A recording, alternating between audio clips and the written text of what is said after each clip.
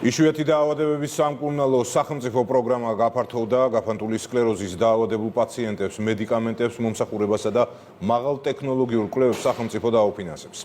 სახელმწიფო დაფინანსებასა და ახალ სერვისებზე დეტალური ინფორმაცია გაფანტული სკლეროზის დიაგნოზის მქონე პაციენტებსა და მათი ოჯახის წევრებს ჯანდაცვის მინისტრმა მიაწოდა.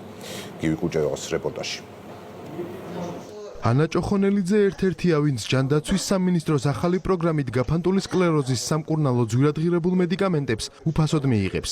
რეგიონში მცხოვრები გაფანტული სკლეროზის დიაგნოზის პაციენტებს სამედიცინო მომსახურება და მაღალტექნოლოგიური კვლევებით სრულად დაუფინანსდებათ.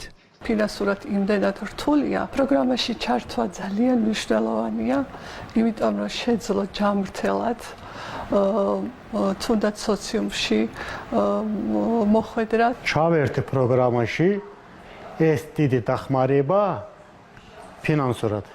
გაფანტული სკლეროზის მკურნალობა მნიშვნელოვნად აუმჯობესებს პაციენტის ცხოვრების ხარისხს. პროგრამაში ჩართვის მსურველებმა ჯანდაცვის სამინისტროში ფორმა 100 უნდა წარადგინონ. პროგრამაში რეგისტრაციის შემდეგ კი მათ საშუალება ექნებათ აფთიაქიდან მედიკამენტი გაიტანონ. ხოლო სამედიცინო სერვისის მისაღებად შესაბამის სამედიცინო დაწესებულებას უნდა მიმართონ.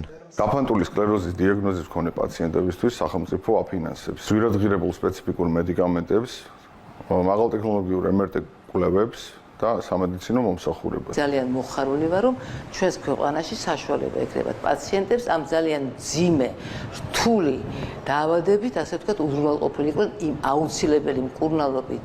პროგრამის ფარგლებში ბენეფიციარები და მათი ოჯახები მნიშვნელოვანი ფინანსური წნეხისგან გათავისუფლდებიან. სახელმწიფო წამყვანი ფარმაცევტული კომპანიების მიერ წარმოებული უმაღლესი ხარისხის მამოდიფიცირებელი მედიკამენტები, ოკრევუსის ხსნარი და გილენია უკვე შეიძინა. ოკრევუსის ხსნარის შემთხვევაში ფინანსდება მისი გადასხმის ან კანქვეშა ინექციის ხარჯებიც. საბედნიეროდ გვაქვს შესაძლებლობა დღეს სრულად უზრუნველყოთ ის საჭიროებები, რომელიც ამ დიაგნოზის მქონე პაციენტებს გააჩნიათ. პროგრამით პაციენტს სრულად უფინანსდება სტაციონარში მედიკამენტ მეთილპრედნიზოლინით მკურნალობაც.